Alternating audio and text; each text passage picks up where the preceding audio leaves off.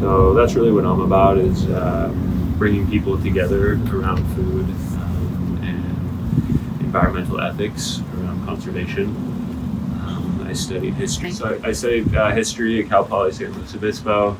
I took a couple classes, upper division electives. One was World Food Systems, and the other one was Native American Conceptions of the Land. Those two classes put me on this path that I'm on now of urban farming. And I was lucky enough to grow up with a dad that practiced landscaping. So my family immigrated from the Netherlands after World War II, and invaded by the Germans, and they had a bad taste in their mouth after that. So they came to the United States to start a new life, and they were farmers back in the Netherlands, and they started doing nursery propagation and landscaping. My grandpa, he got here, and then my dad picked that up. When I was pretty young, he was in the corporate world for a while, and then transitioned into landscaping, and done that full time since I was probably 5 years old. So, yeah, I have just like a lot of, I guess it's in my blood, I should say. Yeah, family's been doing it for a while, and as soon as I started growing, I just absolutely fell in love with the process. I started out on an organic tomato farm up in the Sierra Nevadas that my uncle owned and ran. It was a organic hydroponic greenhouse operation, so 3 acres, all under glass, pipes running throughout to pump hot water, a huge boiler where we got wood fines from the local particle board plant down the way, down the street, and it's called Cedar Mills Eco Farm. It's no longer happening. My uncle passed away, but working in a greenhouse, growing tomatoes in the snow, and just that interaction with the plants was very informative and inspiring for me. So after selling tomatoes and making deliveries to Whole Foods and New Leaf and other organic distributors, I realized that I wanted food to be more accessible to everybody, and so I moved back to Los Angeles to try to push forward the local food movement, which is definitely in its infancy here. Some other more post-industrial cities had already gotten things going, and so we learned about some of the case studies in my World Food Systems class, like Milwaukee and Detroit, and some really amazing things that people were doing to revitalize their communities through food, local food systems. So that's my background. Now I teach at a lot of different schools, predominantly elementary schools and preschools. Work with some anti-recidivism organizations, including Greener Way and another one called ARC, which is the Anti-Recidivism Coalition. And we do some stuff with homeless and rehousing around that, and teaching them how to grow food. But yeah, it's my passion, I guess, is teaching people and working with people to create community farms, school farms, just try to grow as much food as possible in the city. You can tell if your plants are nutrient rich and healthy by looking at them and by communing with them and interacting with them. And pests and disease are expressions of a less than most healthy plant. So in order, if your plants are deep green, uniform leaf colors, then that's and free of disease and pests, that's a good indication that you have healthy plants. Some diseases are ubiquitous in our environment, so they're constantly out there, and the plants are prone to picking those up, but particularly if their immune system is weak. So plants are just like us. If they're getting the inputs that they need, the right food, the right nutrients, then they're much more resistant to pests and disease. I've been looking at Suzanne's tree here, Sapote, white Sapote. Correct. So this is a white Sapote tree, one of the most delicious fruits you could ever come across, I would say. It's in the same family as cherimoyas, and they're creamy. It's almost like an avocado texture with the flavor of a pear. Some people call it a Mexican custard. Super delicious. But if you look at the leaves, you can see that the leaves are yellow, more yellowing, and then the veins are deep green.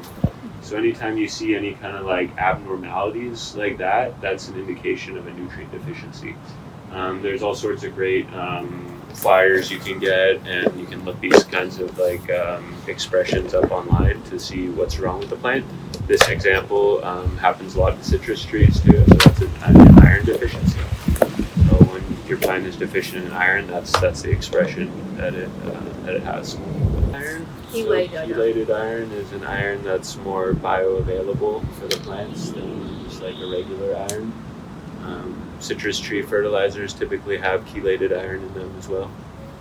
Is it too late for it? Makes his answer, because I don't believe in giving up on things. Yeah, I'm the same way. There's a lot you can do to revitalize plants that even are like on death's doorstep. And I would probably just keep it there and just start adding, more compost and fertilizer, and get some iron in there, and carve out a bigger circle for it, and just start to give it more TLC. Most of the nutrients that you need for your plants can come from compost and fertilizer. I really encourage people to do your own composting. And who here composts? Okay, yeah, cool. It's a relatively easy process. There's a few strategies that I really like for composting.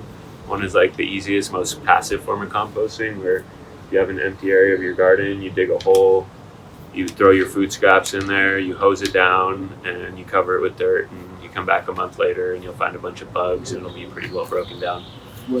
Putting worms in there is the way to go, because otherwise, the breakdown just happens so slowly, and that's the method of composting that I most often recommend to people in the city, especially if you have a small space, is vermicomposting. And you can just get a couple big bins, like Rubbermaid bins or things from Home Depot. Milk crates work really well as well. You can just line them with cardboard, and that's just for the beginning part, because once the worms create their infrastructure, the soil or whatever they create, their worm poop will be solid enough once the cardboard deteriorates away for your stacked crates to be perfectly without anything like coming out of them or anything like that. And if it gets too wet or if it rains, it allows the worms to be able to escape or come back inside. So you have to have some kind of drainage if you have worms in a container, because if it rains, or just through their process of metabolizing food, there tends to be liquid that builds up, and if they're sitting in that, that's when it gets funky. So if you start to smell anything that's similar to rotten eggs, that's your compost going, or the water going anaerobic, and we try to avoid that as much as possible in the gardening world. They're learning more and more about like maybe some of the benefits of anaerobic biology, but in general, like you don't want your compost to be smelling super funky. You want to keep it aerobic with oxygen in the process, through compaction, through water coming through, which contributes to compaction. The air is pushed out, and so at that point there's no air, and it's not a healthy environment for plants or for the microbes and the worms. So then the other way to compost, ground space, is to set up some kind of container, ideally that's connected to the soil, and that's what we do a lot of when we're making our compost. So we do compost pickups for some local restaurants, and we do the lasagna technique, which is another name for it is the Berkeley method, for this lady Elaine Ingham, who's like the foremost scientist for the soil food web.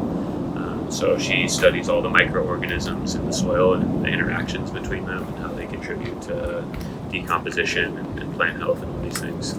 And greens. So you can do this in a container. You can do this. We create bays. So we do like a wooden frame with slats in between to allow it to breathe, and ideally in a shady spot, because you don't want it to be drying out. If it's too exposed to the sun, it's going to require a lot more water.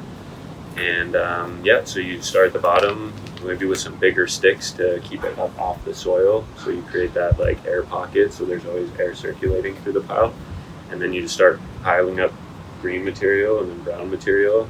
Green material being anything fresh, and green, leaves, kitchen scraps, banana peels, coffee grounds. All those things are not green, but we consider that green material. It's more nitrogen rich. And then you layer that with carbon rich material, which is your brown. So dried out leaves, wood chips, straw, brown paper bags, cardboard I don't use too much of, but that's anything that you can use. And ideally, like the more fluffy it is and the more like broken up it is, the more uniformly it will break down. And if you build the pile properly, you can build it to be 3 cubic feet.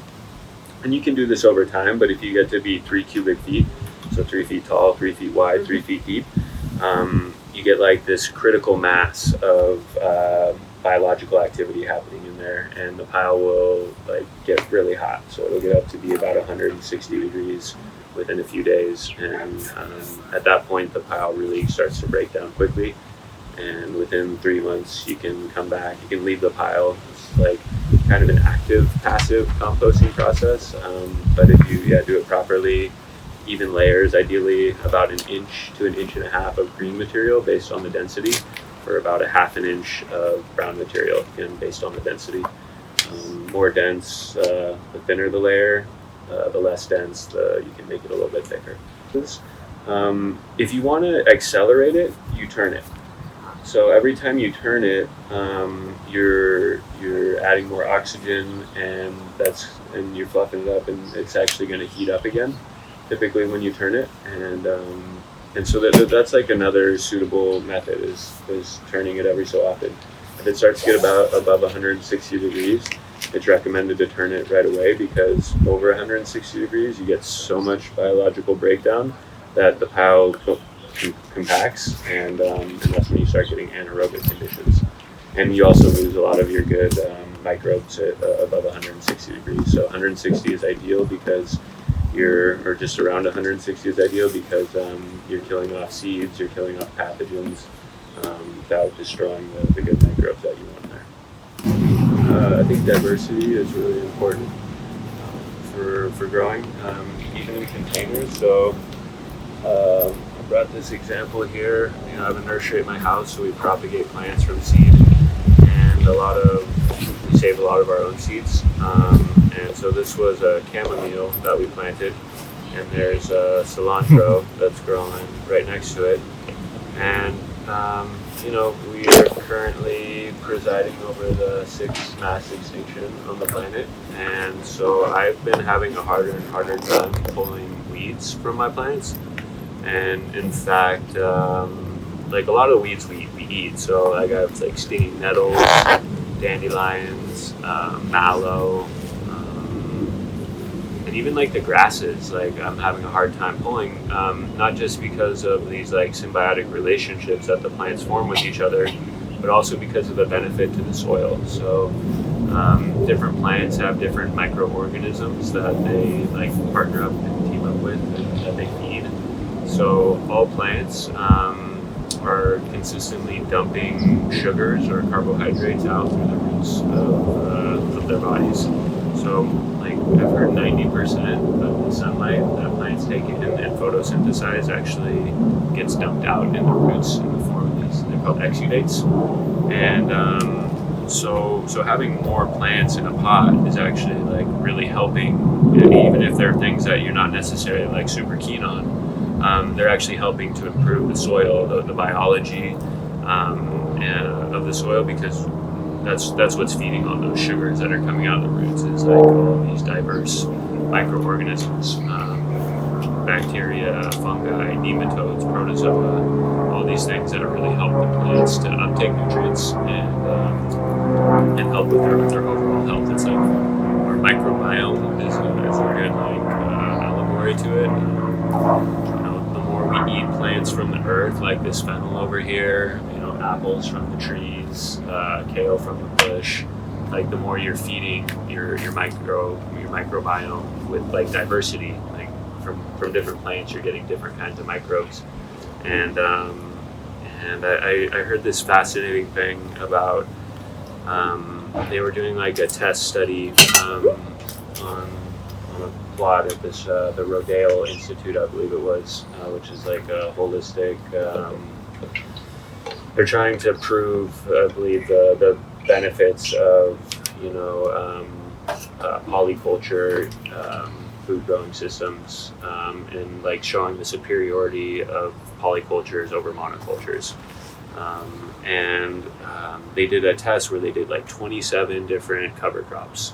So a cover crop is another way to build your soil. Cover crop is something you grow to for the biomass or to fix nitrogen into the soil. So things like beans and peas and clover, these are all legumes, so they're all nitrogen fixing plants. If you have the right bacteria in your soil, which is evident when you pull the plants out, because in the roots you see all these little, they're called nitrogen nodules.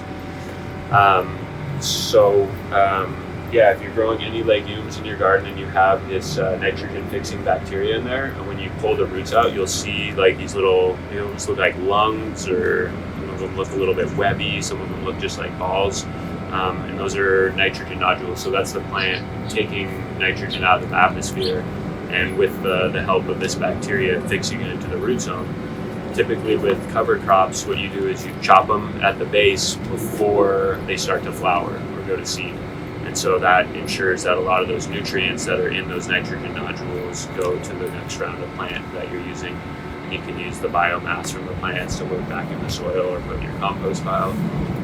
So that's a great way to build soil, even in a small environment. So instead of like pulling weeds now or pulling undesirable plants, like I'll just chop them at the base, leaving the roots in there, leaving all those healthy microorganisms that are in the roots in the soil, which will help their neighbors to function better.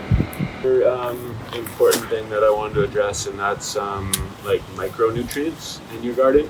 So, if you're composting all the food scraps that you have from the store, and you're using that compost, that's great, but that compost is still going to be deficient in the same minerals and nutrients that were deficient in the food that you bought from the store. So most of our food is coming from an industrial system still. Not all is, yeah.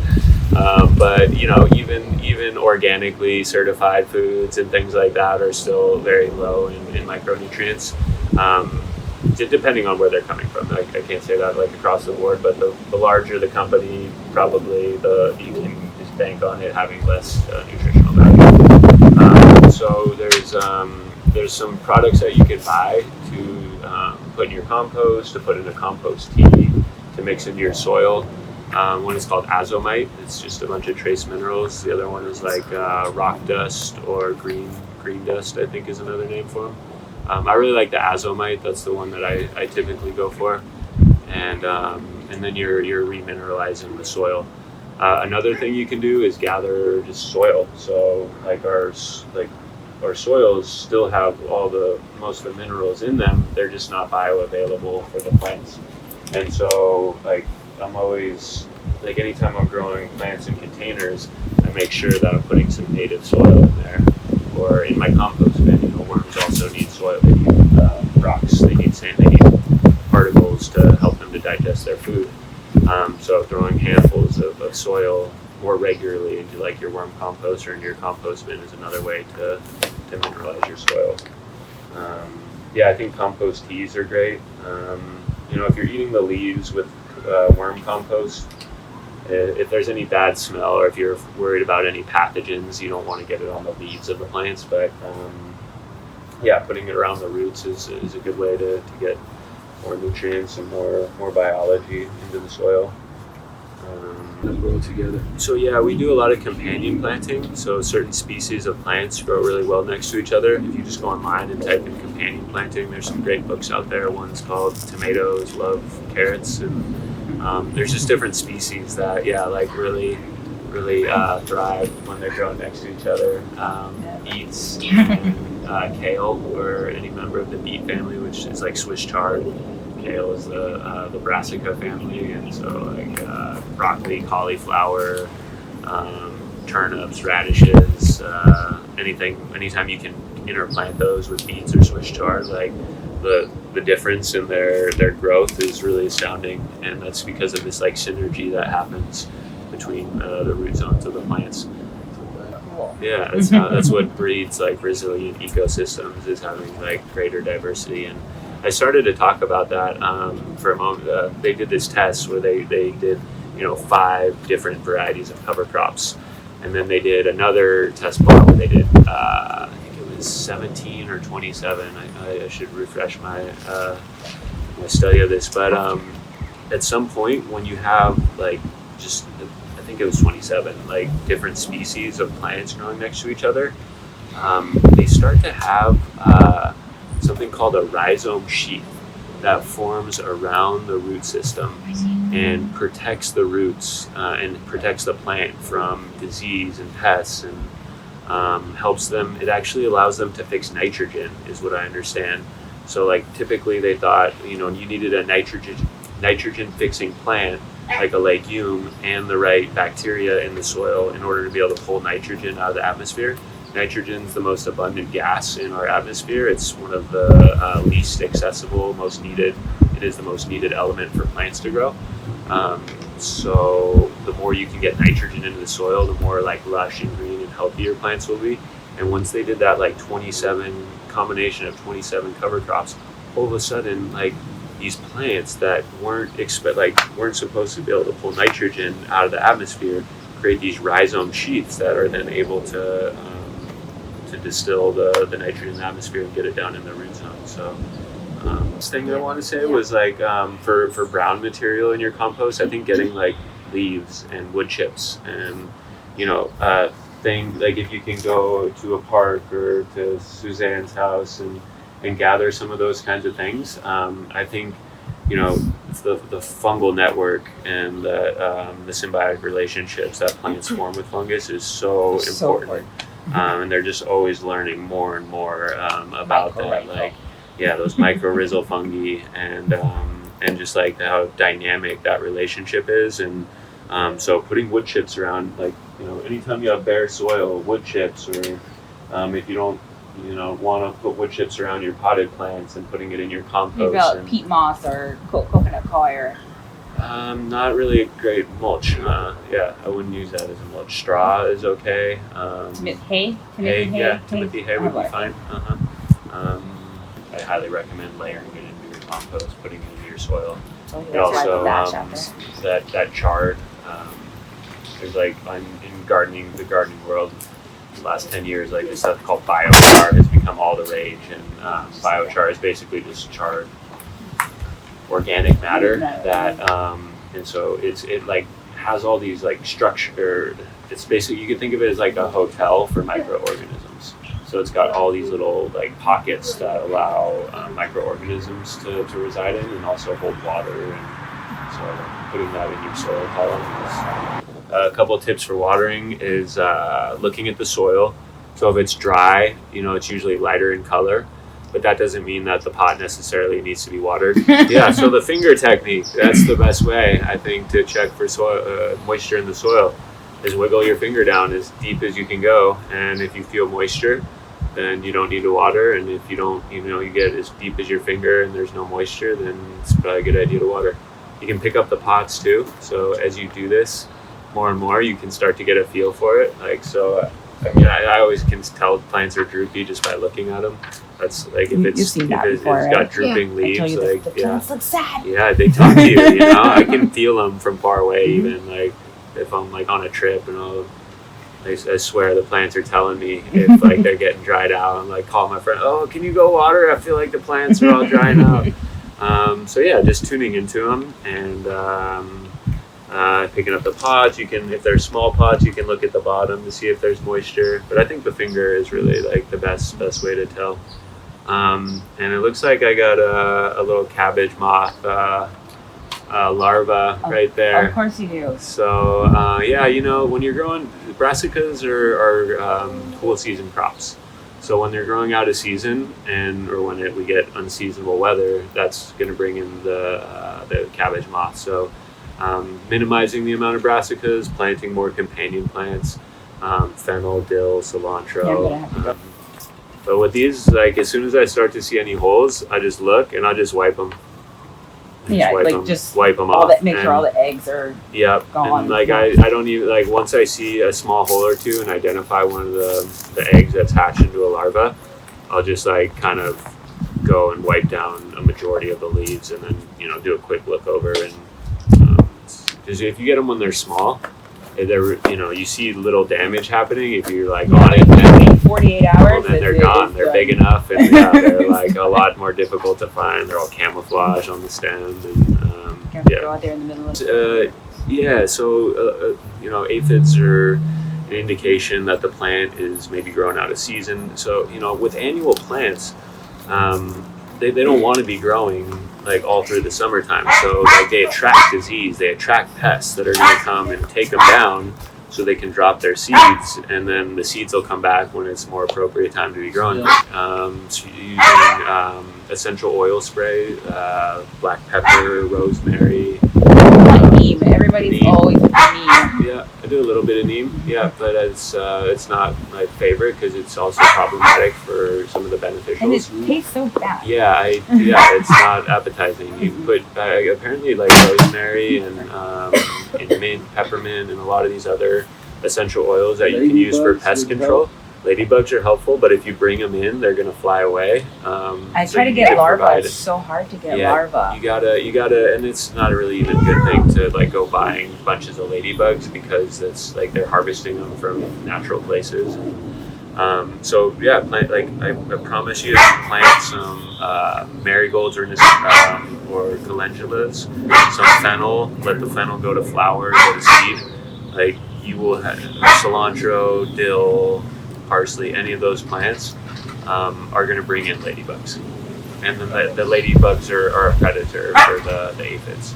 Hand squishing them, creating more air circulation, taking off dead leaves and things like that are all good strategies. Another thing, I came across something recently called bamboo vinegar, and bamboo vinegar is like one of the most fragrant things you will ever smell, and it comes in like a 6 ounce, 8 ounce container, and you do like a few drops into a spray bottle, and I've been having really good luck with it for all sorts of pest control things, rodents, insects, invertebrates.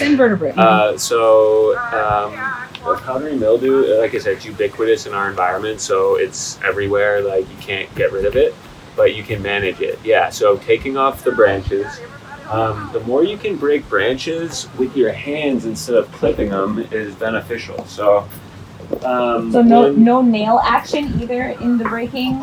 So if you're getting the flared out part right there, that means you got the whole stem off. If you're cutting it, you can't get that whole flare, and so you're leaving some of it on the plant, which is going to fester or like continue to hold disease or aphids or whatever the problem is on your plant. So I think using your hands, connecting with your plants. I don't use gloves ever. I know it's not everybody's preference, but it helps you to form more. Leaf miner isn't really, it's not a huge problem because they come and they go, and they don't kill the plant ever. They just do some. They just make it look. Yeah, they just make it look. Yeah, and they do take. It'll slow down their growth, the plant's growth. If so many of the leaves have gotten that, they can't take in as much sun energy anymore. But leaf miner is a pretty like for the powdery mildew, adding more calcium to your soil and more silica. So a lot of times when you're growing in pots, like you don't have silica in your soil. And but it's in every. It's my understanding that it's in every other type of soil. Yes. So you can buy silica fertilizers and things to add, or you can just get maybe a handful of native soil or get some sand. So powdery mildew is like a weak cell wall. So when you add the silica and the calcium, which calcium can come from milk. Can come from, I never drink milk, I grind up my eggshells, but you can actually make a foliar application with milk that's like incredibly effective for the powdery mildew. But yeah, when you add the calcium and the silica, it strengthens the cell wall, and if you were to look under a microscope, the powdery mildew looks like a drill or something. It's like drilling into the cells of the plant. So if you can prevent that from getting in, then you're you don't have to like combat it all the time. The plant's just got its own natural defense. And then lemongrass is antifungal, and neem is also very antifungal. But again, I try to avoid the neem when I can. So I would like to thank Matt for spending the afternoon with us.